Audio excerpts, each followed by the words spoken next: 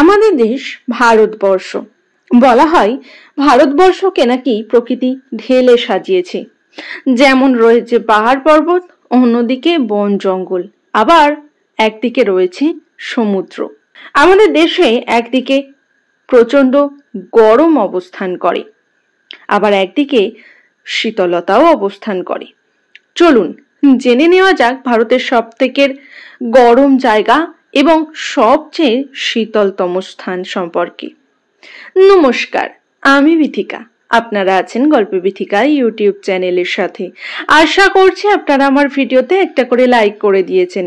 আজকে আমি আমার ভিডিওতে ভারতের সবথেকে গরম এবং সবথেকে শীতল জায়গা সম্পর্কে বিশেষ কিছু তথ্য আপনাদের সামনে তুলে ধরার চেষ্টা করব।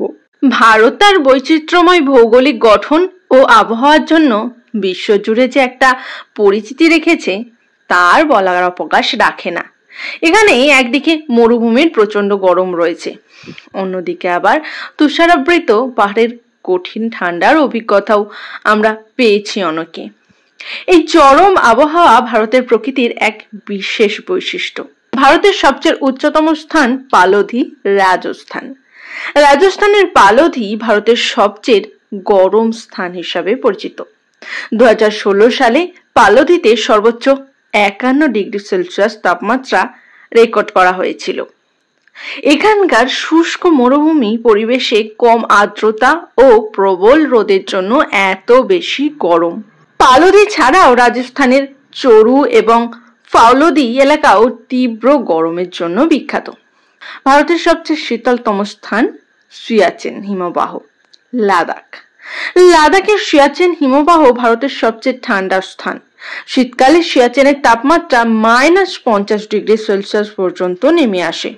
সমুদ্রপৃষ্ঠ থেকে প্রায় 5753 মিটার উচ্চতায় অবস্থিত এই হিমবাহের সিয়াচেন পৃথিবীর সর্বোচ্চ যুদ্ধক্ষেত্র, যেখানে মারাত্মক ঠান্ডা, তুষারঝড় এবং অক্সিজেনের স্বল্পতা সাধারণ ঘটনা। পালধির চরম উষ্ণতা ও সিয়াচেনের চরম ঠান্ডা ভারতের প্রকৃতির বৈচিত্র্যময় উজ্জ্বল নিদর্শন। ভারতের ভূগোল ও জলবায়ুর বৈচিত্র্য এই দুই চরম অবস্থার মধ্য দিয়েই প্রকাশিত হয়।